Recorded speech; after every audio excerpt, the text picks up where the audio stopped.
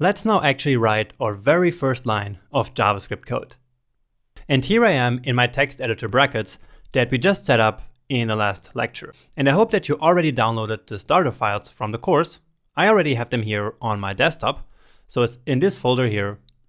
And you see that here I have the index.html file. Okay. And so going back to the brackets text editor, all we have to do in order to start a new project is to hit this button here and then click open folder. And so the folder that I want as my project folder is this one here. Okay. And so now all I have to do is to hit open.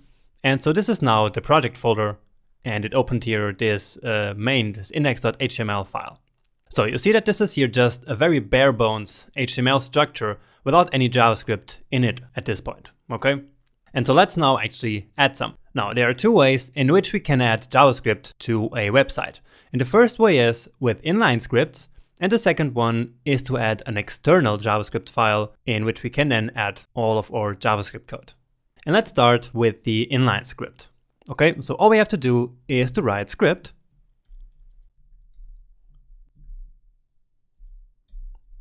Give it some space. And then in here we can write our very first line of JavaScript.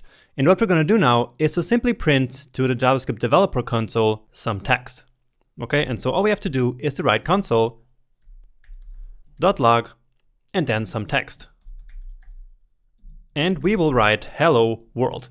And this is kind of a standard text that we print out whenever we are learning a new language or like starting a new app or something like that. Okay, so hello world, you will see this here all the time when you search for tutorials on the web or something. Okay, and then to finish the line, we always have to add a semicolon like this. And so that is our very first line of JavaScript code here. So nothing really fancy, all it does is to log to the developer console this hello world text. Okay, then we give it a save and open it up in the browser. I have installed a brackets plugin to automatically save the file whenever I leave the app, and that's called autosave. And so I don't always have to save the file manually. Okay, so I'm gonna leave now here and then open up this folder, double click the file, and then it's going to open it right in the browser.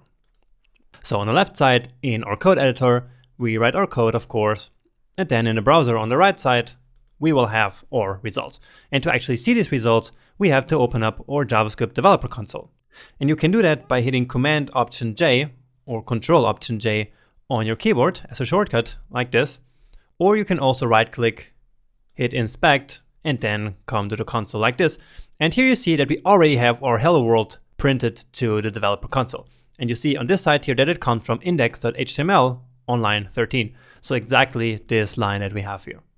So great, it works. So again, nothing really fancy here. All we do is to log some text to the console. And that's what we're going to do here throughout the section. So we're going to log some text all the time to the console because we're not really doing anything here in the browser itself. So no real website, because that's something that we're going to take care of later. For now, we are just really learning the JavaScript language. And so logging some values here to the developer console is perfect for that kind of application.